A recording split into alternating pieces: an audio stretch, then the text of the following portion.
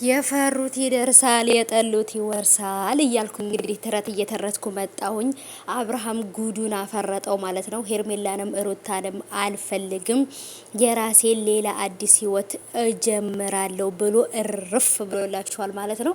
እንግዲህ አብርሃም ያው ይሄ ምን ሶስተኛ ሴት አይደለም ገና አራተኛም አምስተኛም ትመጣለች። መጀመሪያ ላይ ፍቅር ነበረች፣ አንዲትም ደግሞ ነበረች ሶስት፣ አሁን አራተኛ ሴት ናት ሄርሜላ ማለት ነው። ይችኛይቱ ደግሞ እንግዲህ አምስተኛ ሴት ግን ደግሞ ሚስት ከተጠቃለሉት ውስጥ ደግሞ ያው በቀለበት ከተጠቃለሉት ማለት ነው ሄርሜላና ሩታ ስለሆኑ ሁለት ሶስተኛ ሚስት ሊያገባ ነው።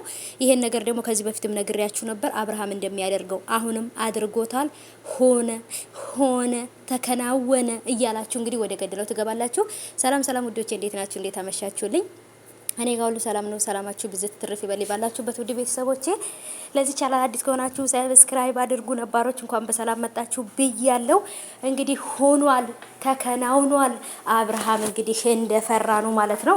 ሄርሜላንም ሩታንም ከዚህ በፊት ያደረጉኝ ነገር ስላለ በጭራሽ አምኛቸው ከነሱ ጋር መኖር አልችልም። ስለዚህ ሌላ ሴት የሌላ ህይወት መርጫለሁኝ፣ ወደ ሌላ ሴት ህይወት ገብቻለሁኝ በማለት እንግዲህ ሌላ እንደውም ለሁሉም በነገራችን ላይ ይሄ ነገር ለሁሉም ሰርፕራይዝ ነው። በነገራችን ላይ ለማንም ብቻ አይደለም፣ ለሁሉም ሰው ሰርፕራይዝ ነው ይሄ ነገር ማለት ነው።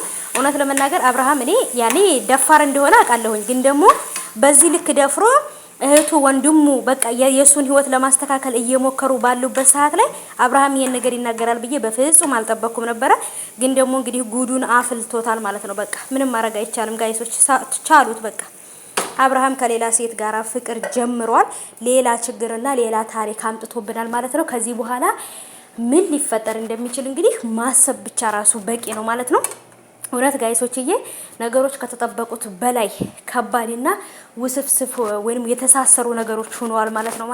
እኔ ብቻ አላቅም። አብርሃም አንዳንድ ጊዜ ድፍረቱ ራሱ እኮ እኔ ይገርመኛል እውነት ለመናገር ማለት ነው። በዚህ ልክ የቤተሰቦቹን እንትን ለማድረግ ይሞክራል ብዬ አልጠበቅኩም ማለት ነው። ቤተሰቦቼ እንደምታዩት እንግዲህ አብርሃም ሌላ ህይወት ሌላ አዲስ ታሪክ ውስጥ ገብቷል።